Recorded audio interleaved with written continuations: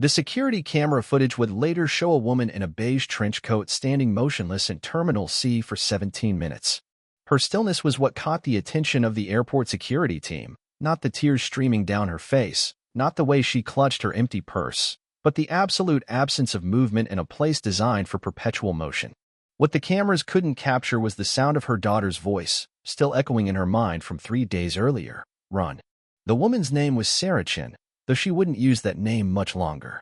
At 3:47 p.m. on a Tuesday in November, she made a decision that would unravel 3 lives completely. She walked to the FedEx counter, filled out a shipping label in careful block letters, and sent a package to an address in Portland, Oregon.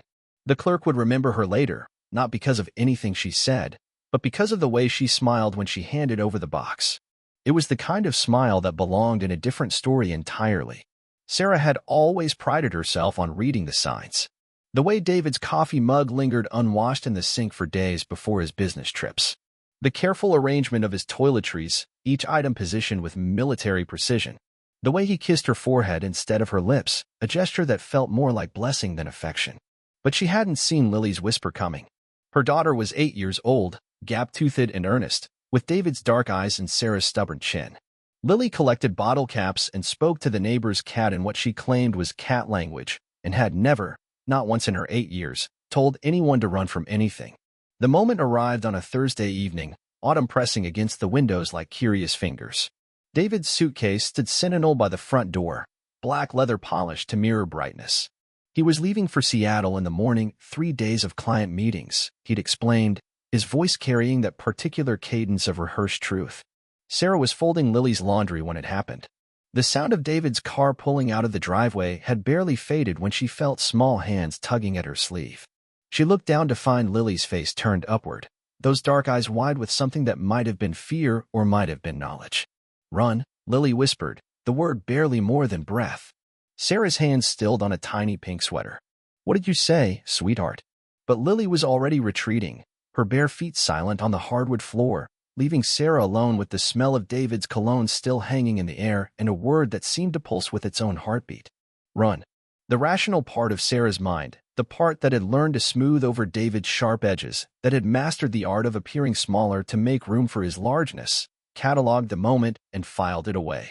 Children said strange things.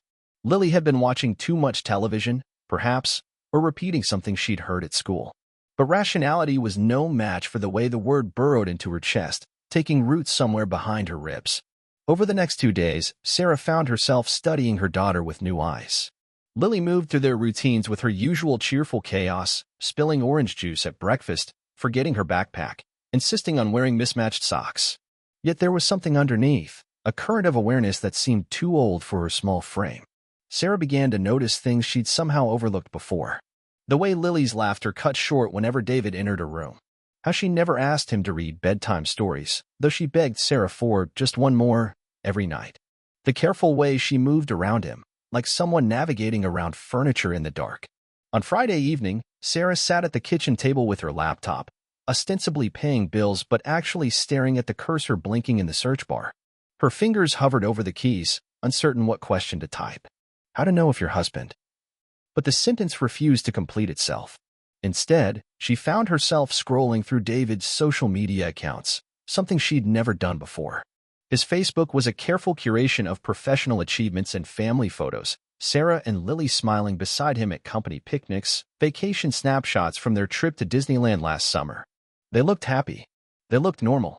But as Sarah scrolled deeper, she began to notice the gaps. Weeks would pass between posts, then suddenly a flurry of activity. Photos from restaurants she'd never been to, tagged locations she didn't recognize.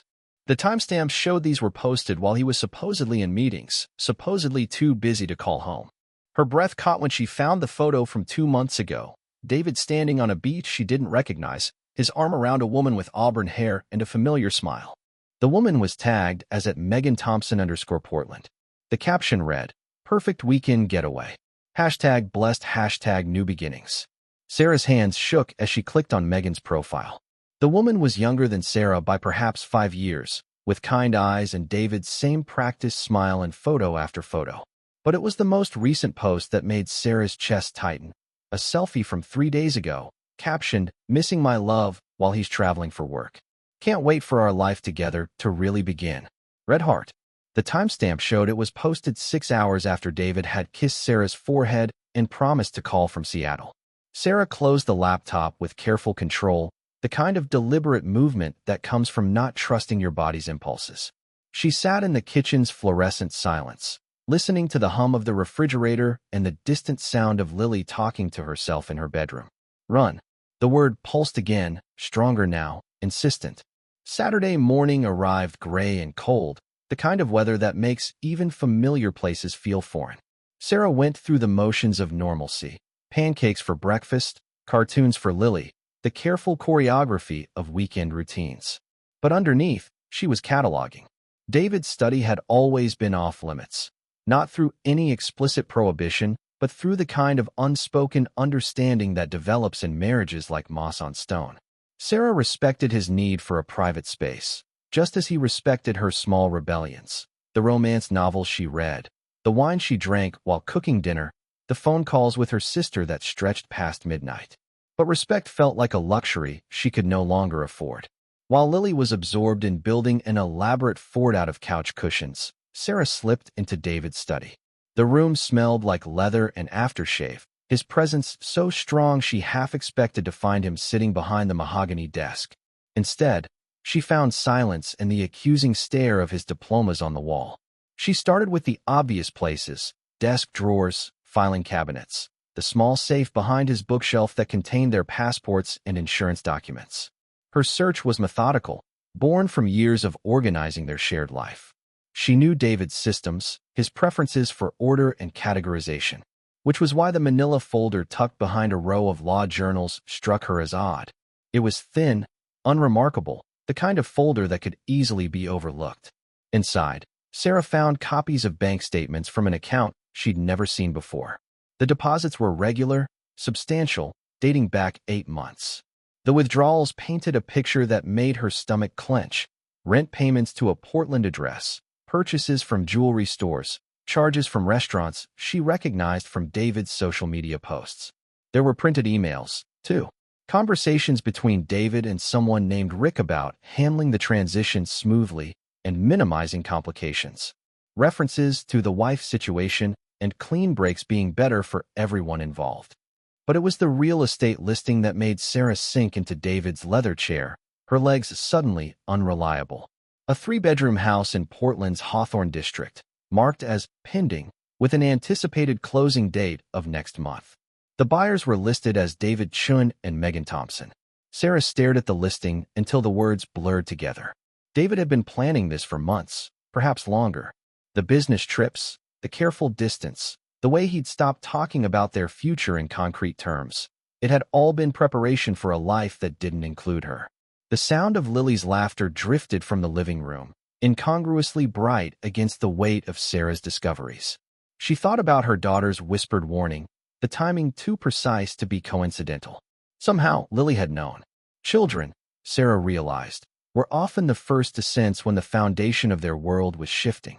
She photographed the documents with her phone, her hands steadier than she'd expected. The evidence felt both damning and liberating, proof that her instincts hadn't betrayed her, that the growing distance she'd felt wasn't paranoia or projection. As she returned the folder to its hiding place, Sarah's mind was already moving ahead, calculating and planning. David would return on Sunday evening, armed with stories about client dinners and delayed flights. He would kiss her forehead and ask about her weekend, and she would smile and tell him about Lily's fort and the groceries she'd bought for the week ahead. But underneath the performance, she would be watching him with new eyes, looking for the tells she'd missed before. The micro-expressions, the careful word choices, the way he held his phone when he thought she wasn't looking. Run. This time, the word didn't feel like a warning. It felt like permission. David returned on Sunday evening with the precision of a Swiss watch, his key turning in the lock at exactly 7:23 p.m. Sarah heard him in the entryway, the ritual sounds of homecoming, keys hitting the ceramic bowl, briefcase set carefully by the door, the soft thud of expensive shoes being removed. She was in the kitchen, stirring a pot of soup that neither of them would finish when he appeared in the doorway. He looked tired in the way that suggested genuine exhaustion rather than performance, his hair slightly mussed, his usually crisp shirt wrinkled at the collar. "Smells good," he said, moving to kiss her forehead in the exact spot he always chose, just above her left eyebrow. His lips were dry, distracted. Sarah had prepared for this moment, rehearsed her responses while Lily napped that afternoon. But nothing had quite prepared her for how normal it would feel, how easily she would slip back into the familiar patterns of their interaction. "How was Seattle?" she asked, ladling soup into his favorite bowl, the blue ceramic one they'd bought on their honeymoon in Santorini. David was already scrolling through his phone, his attention divided. "Productive. Long meetings, but I think we landed the Henderson account." He paused, glanced up at her with what looked like genuine affection. "I missed you. Both of you." The lie was delivered with such casual sincerity that Sarah felt a moment of doubt, a reflexive urge to question her own discoveries. This was the David she'd fallen in love with 12 years ago, attentive, warm, seemingly incapable of deception. But now she could see the performance in it, the careful modulation of his voice, the way his eyes didn't quite meet hers when he spoke about missing her. "Lily, Daddy's home." Sarah called toward the living room, where their daughter was coloring with the intense focus she brought to all her artistic endeavors. Lily's response was telling in its delay. Sarah counted 4 seconds before she heard small feet on the hardwood, another 3 before Lily appeared in the kitchen doorway. Her greeting was dutiful rather than enthusiastic, a hug that lasted exactly long enough to be polite, eye contact that flickered away almost immediately. David didn't seem to notice, or perhaps had trained himself not to. He asked about school, about the fort he could see half-constructed in the living room, about whether she'd been good for Mommy. All the right questions, delivered with all the right inflections. As they went through the evening routine, dinner, television, Lily's bath, Sarah found herself studying her husband and daughter like an anthropologist observing a foreign culture. The distance between them was subtle but unmistakable once you knew to look for it. Lily never voluntarily touched David, never sought him out for comfort or entertainment. When he tried to engage her in conversation, her responses were polite but minimal, the verbal equivalent of backing away. During Lily's bath, Sarah caught her daughter's eyes in the bathroom mirror. There was something there, a question or maybe an assessment. Lily was watching her mother just as carefully as Sarah was watching David, all of them circling around truths too dangerous to speak aloud. After Lily was tucked into bed, a task David left to Sarah with an excuse about work emails, Sarah found her husband in his study, laptop open, phone charging beside him. The normalcy of the scene was almost insulting in its perfection. "I was thinking," Sarah said from the doorway, not trusting herself to enter the room where she discovered his betrayal just 24 hours earlier. "Maybe we should plan a family vacation. Spring break, perhaps. Lily's been asking about the beach." David's fingers paused over his keyboard. "That sounds nice. Let me check my schedule, see what works." His voice carried the particular distraction of someone planning an exit strategy, someone for whom future commitments were theoretical at best. Sarah nodded, filing away another piece of evidence. No rush. Just something to think about. That night, she lay beside David in their king-sized bed, listening to his breathing settle into the rhythm of sleep. His back was turned toward her, a geography of distance that felt more honest than anything he'd said all evening. Sarah stared at the ceiling, her mind churning through possibilities and consequences until exhaustion finally pulled her under. She dreamed of running, not towards something or away from something, but simply the act of movement itself, her feet finding purchase on ground that seemed to shift and change with each step. Monday arrived with the kind of gray drizzle that makes everything look like a watercolor painting left out in the rain. Sarah dropped Lily at school, exchanging pleasantries with other parents about weekend activities and upcoming Halloween plans. The normalcy of it felt surreal, as if she were watching herself perform in a play she'd never auditioned for. David had left early for a breakfast meeting, kissing her forehead in the same precise spot, promising to be home by 6 for dinner. Sarah watched him go from the kitchen window, noting the way he checked his phone twice before starting the car, the slight smile that crossed his face as he read whatever message had arrived. With the house empty, Sarah allowed herself to feel the full weight of her situation. She was 34 years old with a degree in library science that she'd abandoned when Lily was born. Their savings account, the one she had access to, contained enough money for perhaps 2 months of expenses if she was careful. David handled their finances with the same meticulous control he brought to everything else, and Sarah had been grateful for that. One less thing to worry about in the complex choreography of family life. Now that gratitude felt like another kind of trap. She made coffee and sat at the kitchen table with her laptop, beginning the kind of research she'd never imagined needing. Divorce lawyers, custody arrangements, The practicalities of separation. The information was overwhelming and clinical, reducing the collapse of a marriage to billable hours and asset division. But it was a different kind of research that occupied most of her morning. Sarah found herself diving deep into Megan Thompson's online presence, building a profile of the woman who would soon replace her. Megan was a graphic designer, recently divorced herself, with no children. Her Instagram was full of hiking photos and artisanal coffee shots, the curated lifestyle of someone with disposable income and flexible schedules. The photos with David painted a picture of a relationship that had moved beyond casual dating. They looked easy together, comfortable in a way that Sarah remembered from the early days of her own marriage. Megan's captions were full of hearts and inside jokes, references to shared experiences that spanned months. What struck Sarah most was how public it all was. While David had been careful to maintain the fiction of his marriage in his own social media presence, Megan had no such constraints. She posted about their weekend getaways, their dinner dates, their shared future with the breathless enthusiasm of someone who believed she'd won a prize. The most recent post, from yesterday evening, showed a photo of a restaurant Sarah recognized, an upscale place downtown that David claimed was too expensive for casual dining. The caption read, "Celebrating some exciting news. Can't wait to share soon. Clinking glasses sparkles." The timestamp coincided exactly with David's supposed client dinner in Seattle. Sarah screenshot the post and added it to the growing collection of evidence on her phone. She wasn't sure what she planned to do with it all, but documentation felt important, a way of making the betrayal real and accountable. By afternoon, she had made several decisions. She would not confront David directly, not yet. Direct confrontation would only force him to accelerate his timeline, to make choices that prioritized his comfort over Lily's stability. Instead, she would buy herself time to plan, to understand her options, to ensure that when the inevitable conversation happened, she would be prepared. She also decided to trust her daughter's instincts. Lily had sensed something wrong before Sarah had even acknowledged the possibility. If an 8-year-old could read the signs that clearly, then Sarah owed it to both of them to listen. The plan that began forming in Sarah's mind was simple in its audacity. If David wanted to disappear into a new life, if he was willing to abandon his family for the promise of something shinier and less complicated, then she would let him go. But not quietly and not without consequences. She thought about Megan Thompson, scrolling through her Instagram in a Portland coffee shop, planning a future with a man who was already proving his capacity for deception. Megan deserved to know what she was signing up for. What kind of man could maintain two lives with such careful compartmentalization? Sarah's fingers hovered over her laptop keyboard, cursor blinking in the browser's address bar. She could find Megan's address easily enough. Social media had made such things embarrassingly simple. The question was what, exactly, she planned to do with that information.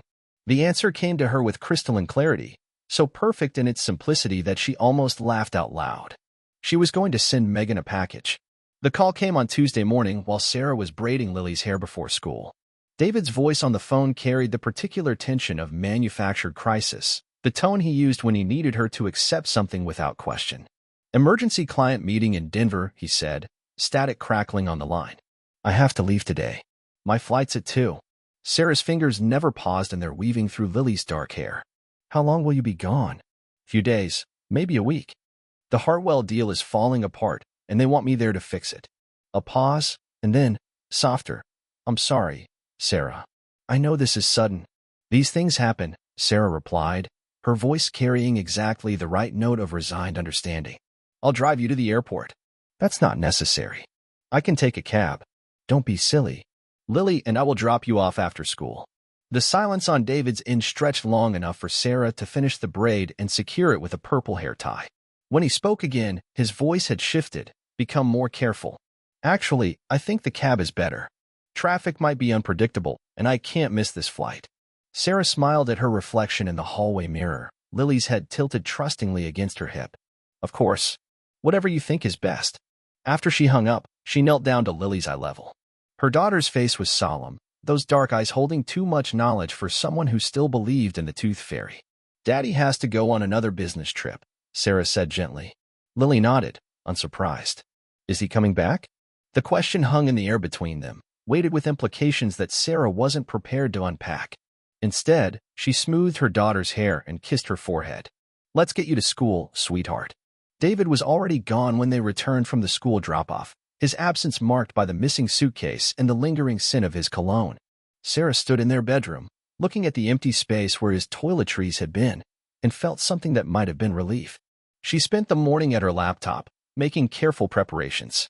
By noon, she had completed several online transactions, made 2 phone calls, and printed out a thick stack of documents. The package she assembled was compact but comprehensive, everything wrapped in brown paper and sealed with clear tape. The address label was written in her careful teacher's handwriting, Ms. Megan Thompson, followed by the Portland address Sarah had found through property records. In the return address field, she wrote simply, "A friend." The FedEx store was busy with the usual Tuesday afternoon crowd, small business owners shipping orders, college students sending care packages home, retirees mailing Christmas gifts early to avoid the rush. Sarah waited patiently in line, the package tucked under her arm, its weight both insignificant and enormous. "Next day delivery?" the clerk asked, scanning the address label. "Yes, please. I want to make sure it arrives tomorrow." Sarah paid in cash, took her receipt, and watched as the package disappeared into the maze of sorting bins behind the counter. There was no taking it back now, no way to reconsider or revise. The package would make its way to Portland, to Megan Thompson's mailbox, where it would wait like a small explosive device disguised as ordinary mail. The drive to the airport took 45 minutes in afternoon traffic. Sarah had called David's office, confirmed that he had indeed requested emergency travel authorization to Denver, that his assistant had booked him on the 2:15 p.m. flight to Colorado. Every detail of his story checked out, which only made the lie more elaborate and insulting. She found him at his gate, sitting with his back to the concourse, phone pressed to his ear. His voice was too low to hear clearly, but his body language spoke of intimacy, the way he leaned forward, the soft laugh that punctuated his sentences, the unconscious smile that transformed his face into something younger and more open than Sarah had seen in months.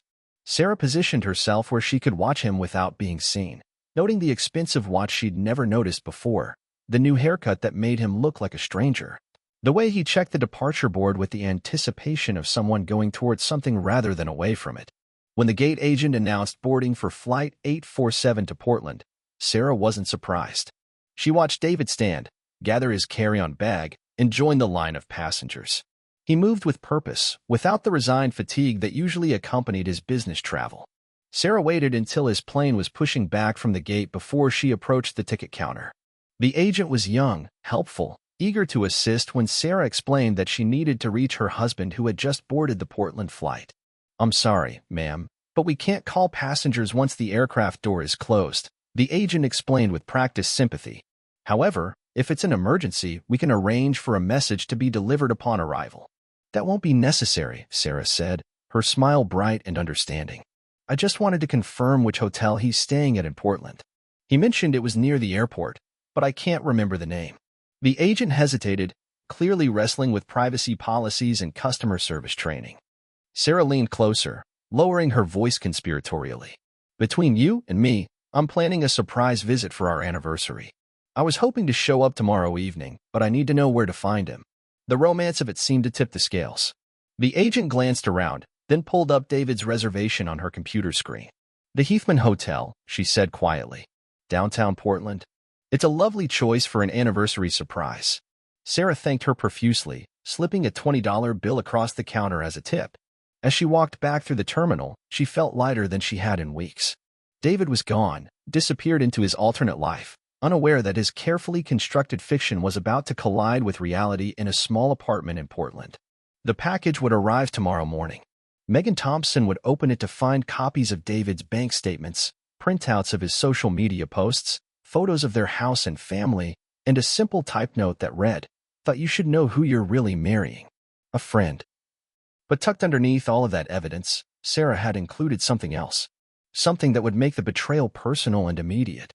She had included her wedding ring. Wednesday morning arrived with unusual clarity, the kind of crisp autumn day that makes ordinary colors seem more vivid. Sarah woke early, made coffee, and sat at the kitchen table with her laptop, waiting for the first shoe to drop. The FedEx tracking website confirmed delivery at 9:47 a.m. Pacific time. Sarah calculated the time difference and pictured Megan Thompson, probably still in her pajamas, coffee in hand, opening a package from a stranger that would detonate her perfectly curated life.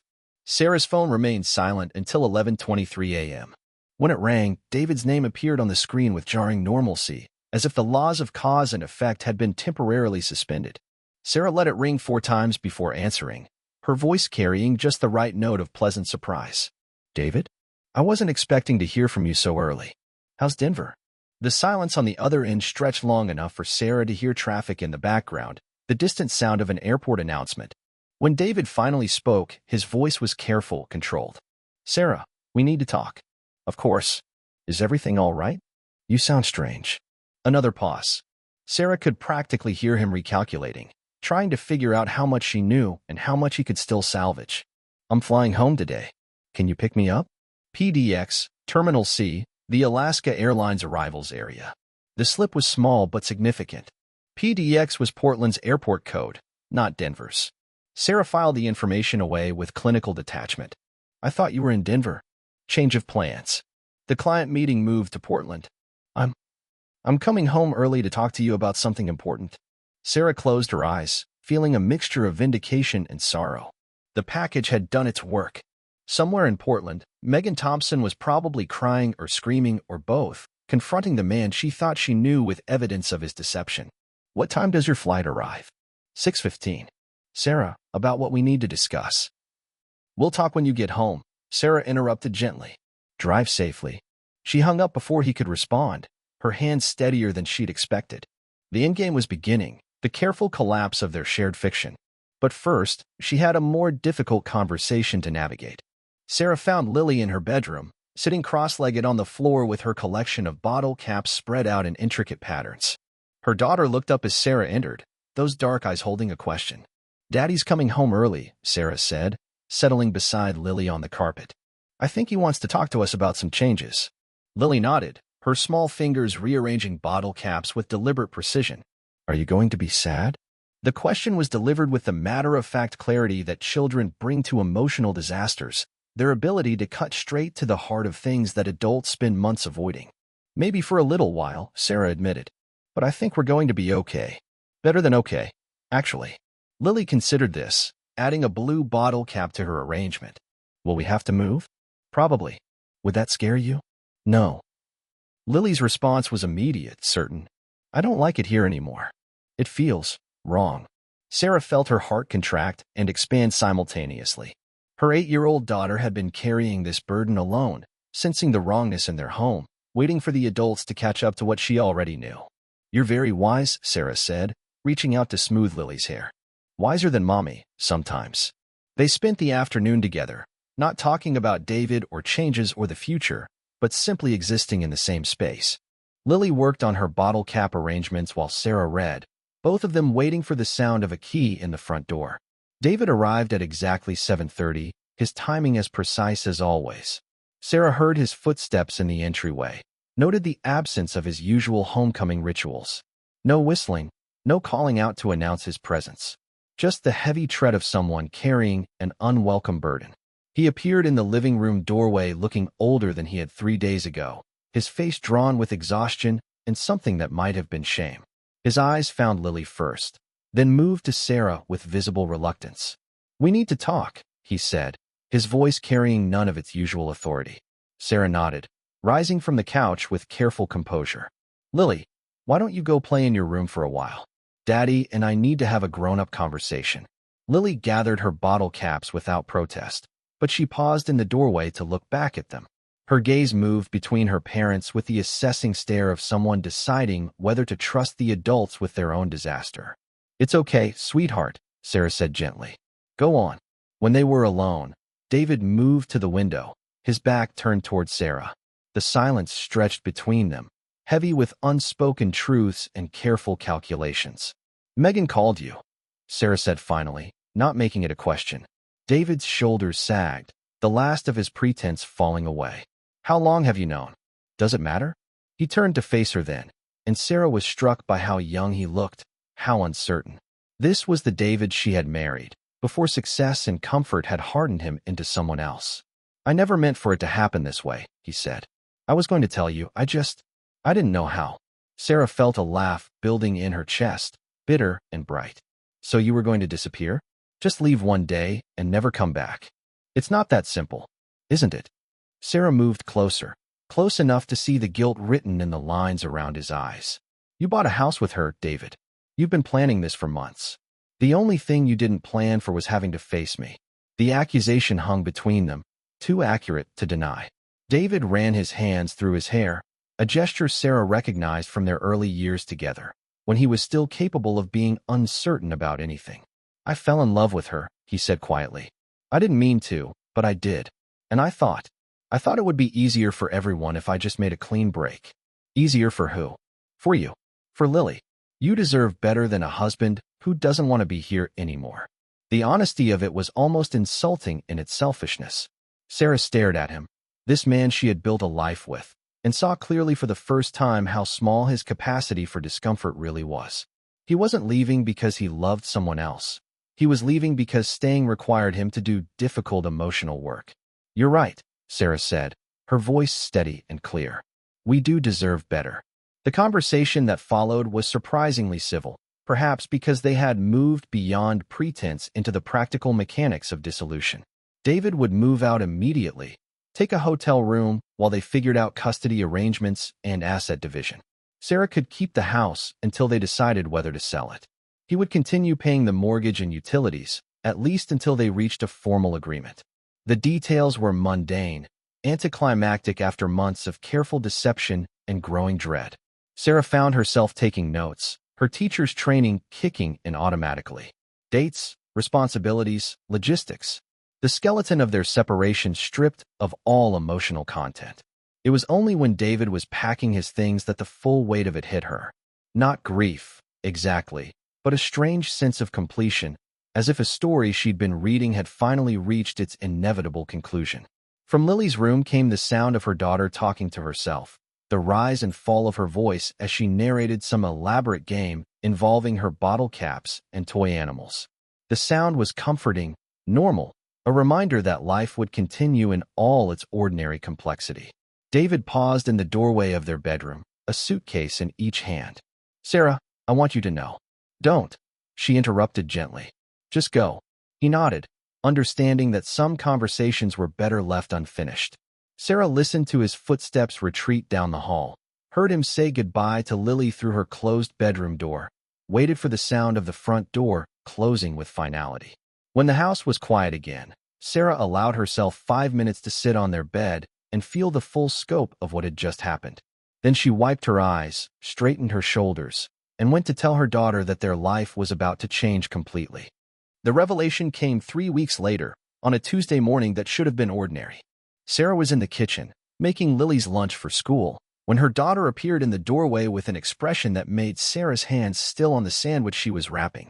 Mommy, Lily said, her voice carrying the careful weight of someone who has been keeping a secret too big for their small frame. I need to tell you something about Daddy. Sarah set down the peanut butter and jelly sandwich, her full attention suddenly focused on her daughter's pale face. What is it, sweetheart?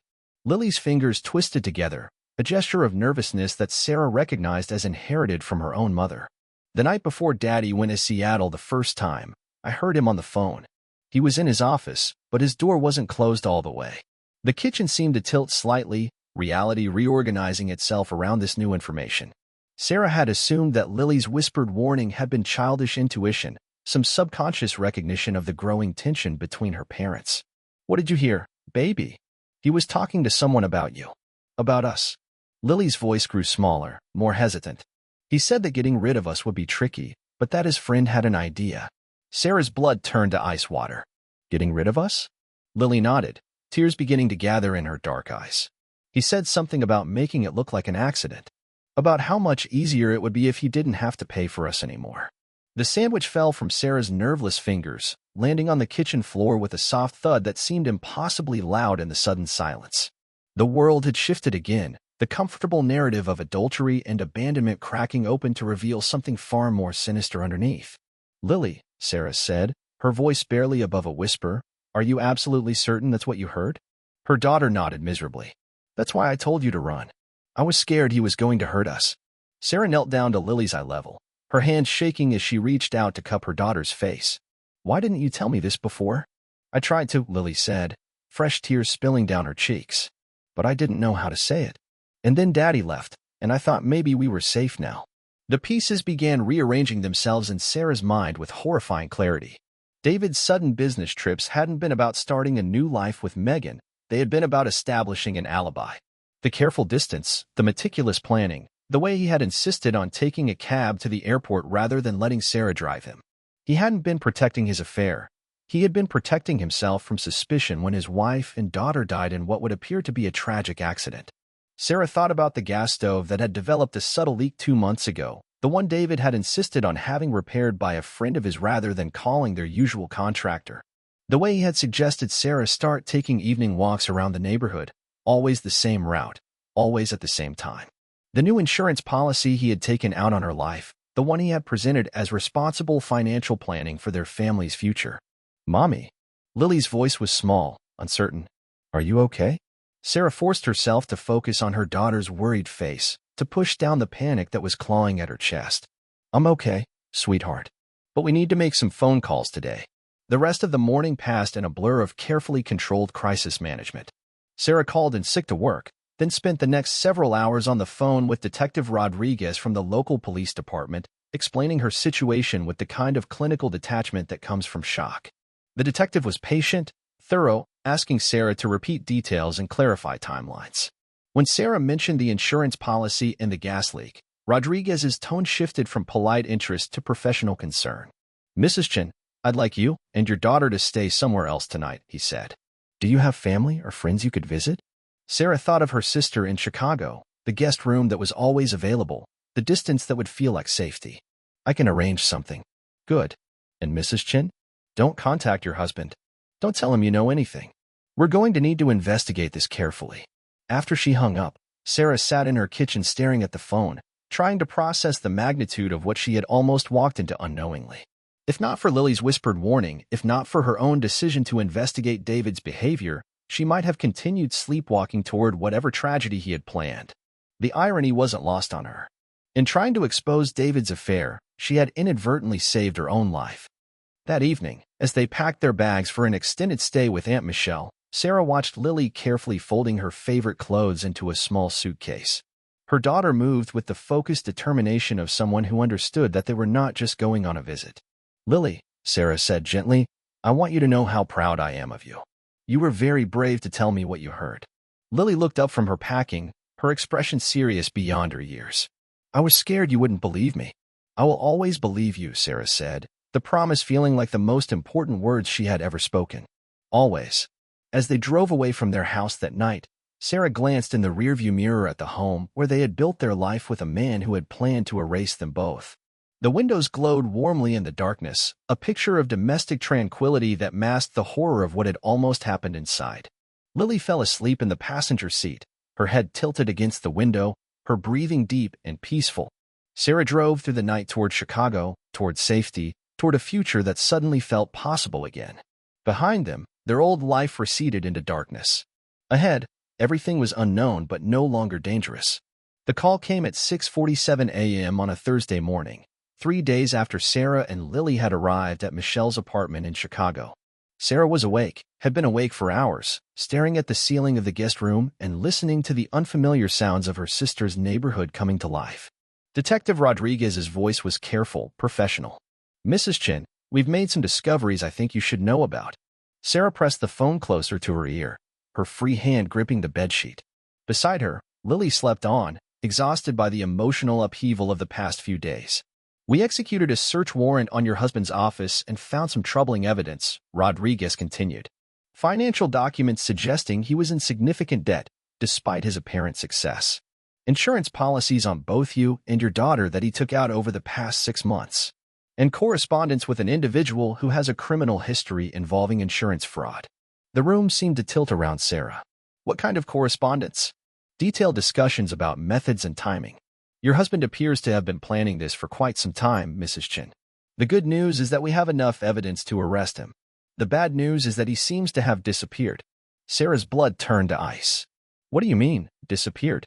"He never returned to the hotel room he was staying at. His credit cards haven't been used since Monday. We've put out a bolo, but so far, nothing." After Rodriguez hung up, Sarah sat in the gray morning light, trying to process the information. David wasn't just a cheating husband who had been caught in his deception. He was a man who had planned to murder his family for insurance money, and now he was in the wind, desperate and dangerous. She thought about Megan Thompson, the woman in Portland who had opened Sarah's package and discovered that her boyfriend was married. Sarah wondered if Megan had any idea how close she had come to becoming an accessory to murder, or if David had spun her some story about his wife and daughter already being dead. The investigation that followed played out like a terrible movie, the kind Sarah would have turned off if she had been watching it from the safety of her couch. Detective Rodriguez called daily with updates that painted an increasingly disturbing picture of David's secret life. The debts were substantial: bad investments, gambling losses, loans from increasingly unsavory sources. David's successful financial consulting business was largely a fiction, sustained by a complex shell game of borrowed money and forged documents. The insurance policies on Sarah and Lily would have paid out nearly $2 million, enough to clear David's debts and start fresh with Megan in Portland. But it was the timeline that made Sarah's hands shake when Rodriguez laid it out for her. David had been planning their deaths since before his first business trip to Seattle.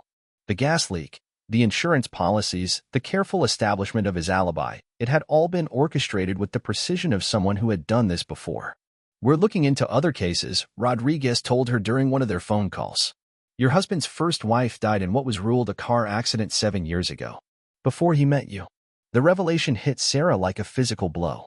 David's first wife, the woman he claimed had died of cancer, had actually died in a suspicious car crash. Sarah had never questioned the story, had even felt sorry for David's loss, impressed by his resilience in the face of tragedy. Now she understood that she had been selected as a replacement, a new source of insurance money to fund David's increasingly desperate financial situation. And when she had served her purpose, she would have been discarded just like the woman before her. "Mrs. Chin," Rodriguez said gently, "I need to ask you something, and I want you to think carefully before you answer. Has your husband ever contacted you since he disappeared? Any calls, texts, emails?" Sarah considered the question, then felt her blood turn cold. "No direct contact. But—" She paused, remembering something that had seemed insignificant at the time. "My neighbor called yesterday. She said someone had been asking about me, whether I was okay, when I might be coming home. A man in a nice suit who said he was a friend from work." The silence on Rodriguez's end stretched long enough for Sarah to hear her own heartbeat. When he spoke again, his voice carried a new urgency. "Mrs. Chin, I need you to stay exactly where you are. Don't go anywhere alone. Don't establish any routines. And if you see anyone suspicious, anyone at all, you call me immediately." That evening, Sarah found herself standing at Michelle's living room window, looking down at the street below. Her sister was in the kitchen making dinner, keeping up a stream of cheerful chatter that was clearly designed to distract from the gravity of their situation. Lily was curled up on the couch, absorbed in a coloring book, her small face peaceful in the lamplight. It was a scene of domestic normalcy that felt both precious and fragile. Sarah realized that this might be what safety looked like, not the absence of danger, but the presence of people who cared enough to stand between you and harm.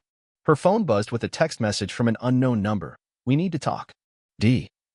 Sarah's hands trembled as she showed the message to Michelle, who immediately called Detective Rodriguez. Within minutes, he was on the phone, his voice sharp with concern. "Mrs. Chin, we're going to trace that number, but in the meantime, I want you to pack a bag. We're moving you to a safe house until we can locate your husband." As they gathered their belongings for another midnight flight, Sarah caught her reflection in Michelle's hallway mirror. She looked older than she had a month ago, worn down by revelations and fear. But there was something else in her eyes, something she hadn't seen in years of marriage to David. She looked like someone who refused to be a victim. The safe house was a nondescript apartment in a suburb an hour outside Chicago, the kind of place that existed specifically to be forgettable. Sarah and Lily settled into yet another temporary life, waiting for news that David had been found, that the nightmare was finally over. But as the days stretched into a week, then 2 weeks, Sarah began to understand that safety might be a more complicated concept than she had imagined. The breakthrough came on a rainy Tuesday morning, exactly 3 weeks after David had vanished. Sarah was sitting at the safe house kitchen table, helping Lily with her math homework. They had enrolled her in a local school under a different name, when Detective Rodriguez called with news that made her drop her coffee mug. "We found him," Rodriguez said, his voice tight with professional satisfaction. Or rather, Portland PD found him. He's been arrested on multiple charges, including conspiracy to commit murder. Sarah's legs went weak with relief. Where was he? Megan Thompson's apartment. Apparently, he convinced her that you were stalking them, that you were dangerous and unstable. She was hiding him from what she thought was a crazy ex-wife. The irony was almost too perfect. Megan Thompson, the woman Sarah had tried to warn with her carefully assembled package, had ended up protecting the man who would have made her a widow before she even became a wife. What happens now? Sarah asked. Now we build the case. And Mrs. Chin? You and your daughter are going to need to testify. The trial took place 8 months later, in a courtroom that felt too small to contain the magnitude of David's betrayal. Sarah sat in the witness box, looking across at the man she had been married to for 12 years, and tried to reconcile the person she saw with the person she had thought she knew. David had lost weight during his months in custody. His expensive suits replaced by an orange jumpsuit that made him look older and smaller than she remembered. But his eyes were the same, calculating, assessing, looking for angles even as his world collapsed around him. The prosecutor, a sharp-eyed woman named District Attorney Walsh, walked Sarah through the timeline of deception with clinical precision. The insurance policies, the staged gas leak, the careful establishment of alibis. The financial desperation that had driven David to plan his family's murder. But it was Lily's testimony that proved most damaging. Sarah's 8-year-old daughter, now 9 and somehow even wiser, sat in the witness box and recounted the phone conversation she had overheard with the clarity of someone who understood exactly what was at stake. He said it would look like an accident, Lily told the jury, her small voice carrying clearly through the silent courtroom. He said no one would suspect anything if we died in our sleep. David's defense attorney tried to discredit a child's testimony, to suggest that Lily had misunderstood what she heard. But the physical evidence was overwhelming: the modified gas line, the insurance policies, the correspondence with his criminal accomplice who had already pled guilty in exchange for a lighter sentence. The verdict came back after less than 6 hours of deliberation, guilty on all counts, including conspiracy to commit murder and insurance fraud. The judge sentenced David to life in prison without the possibility of parole, his voice stern as he delivered the judgment. Mr. Chin, the judge said, you plan to murder your wife and daughter for financial gain. There are few crimes more heinous, few betrayals more complete. You will spend the rest of your life contemplating the magnitude of your actions. David showed no emotion as the sentence was read, but Sarah caught him looking at her once as the bailiff led him away. There was something in his expression that might have been regret, or might have been anger that his plan had failed. Sarah felt neither satisfaction nor grief as she watched her former husband disappear through the courtroom doors. Instead, she felt something that might have been closure, the sense of a story finally reaching its proper conclusion. Outside the courthouse, Detective Rodriguez shook her hand with genuine warmth. You did good, Mrs. Chin. Both of you. Lily was standing beside Sarah, holding her hand with the unconscious trust of someone who had learned that the adults in her life could be counted upon to protect her. She had grown during the months of investigation and trial, developed a composure that seemed both premature and necessary. What happens now? Lily asked, looking up at her mother with those dark eyes that had saved both their lives. Sarah considered the question, thinking about the small apartment they had rented across town, the job she had taken at the local library, the life they were building piece by careful piece. Now we go home, she said. Our real home. As they walked away from the courthouse, Sarah felt the weight of the past year settling into something that might eventually become memory rather than trauma. David was gone, locked away where he could never hurt them again. The life they had shared was revealed as a fiction, but the life they were building was entirely their own. Behind them, the courthouse doors closed with finality. Ahead, the afternoon stretched open with possibility. The letter arrived on a Tuesday morning in spring, delivered with the regular mail to the small house Sarah and Lily had bought in a quiet neighborhood across town from their old life. Sarah almost didn't recognize the return address, Oregon State Penitentiary, until she saw David's name written in the careful penmanship she remembered from birthday cards and grocery lists. She stood in her kitchen, holding the envelope and debating whether to open it or throw it away unread. Lily was at school, wouldn't be home for hours. Whatever David had to say, Sarah could deal with it privately, process it before deciding whether her daughter needed to know. The letter was shorter than she had expected, written on lined paper in David's precise handwriting. Sarah, I know you probably don't want to hear from me, and I understand why. I've had a lot of time to think about what I did, what I almost did, and I wanted you to know that I'm not the same person who planned those things. I don't expect forgiveness. I don't even deserve it. But I needed you to know that loving you is real, even if everything else was a lie. I loved you the way a drowning man loves the surface of the water, desperately, selfishly, without regard for what that love might cost you. I was desperate, Sarah. The debts, the pressure, the way everything was falling apart faster than I could hold it together. I convinced myself that what I was planning was somehow merciful, that you and Lily would be better off not knowing how badly I had failed you both. I know how that sounds now. I know how insane it all was. But desperation makes you believe things that seem impossible in daylight. I heard about the package you sent to Megan. She testified at my trial, told the court how your evidence saved her from making the biggest mistake of her life. Even in destroying me, you were protecting people. That's who you are, Sarah. That's who you've always been. I hope you and Lily are happy. I hope you found peace in whatever life you're building without me. You deserve that peace, and more besides. I won't contact you again. David. Sarah read the letter twice, then folded it carefully and placed it in the drawer with the other documents from their divorce proceedings. It wasn't an apology exactly, and it certainly wasn't an excuse. But it was something, an acknowledgement, perhaps, of the person she had been even when he couldn't see her clearly. That evening, as she and Lily sat at their small dining table eating takeout Chinese food, Sarah found herself studying her daughter's face. Lily had flourished in the months since the trial, her natural brightness returning as the shadow of her father's presence faded from their daily life. "Mama," Lily said, looking up from her lo mein, "do you ever miss the old house?" Sarah considered the question carefully. "Sometimes I miss how easy it felt," she said. "But I don't miss feeling like I was walking on eggshells all the time." Lily nodded seriously. "I like this house better. It feels like ours." "It is ours," Sarah agreed. "Everything in it is ours." After dinner, they walked to the neighborhood park, a ritual they had developed in their new life. Lily played on the swings while Sarah sat on a bench, watching her daughter pump her legs higher and higher, reaching toward the darkening sky with fearless determination. Other parents were scattered around the playground, chatting while their children played. Sarah had begun to recognize some of them, to exchange pleasantries and small talk. It was the beginning of community, the slow work of building connections that weren't based on shared secrets or careful omissions. As they walked home in the gathering dusk, Lily slipped her hand into Sarah's with casual affection. They moved through their neighborhood like people who belonged there, who had earned their place through survival rather than circumstance. "Mama," Lily said as they reached their front porch, "I'm glad we ran." Sarah squeezed her daughter's hand, thinking about all the ways that single whispered word had changed the trajectory of their lives. "Me too, baby. Me too."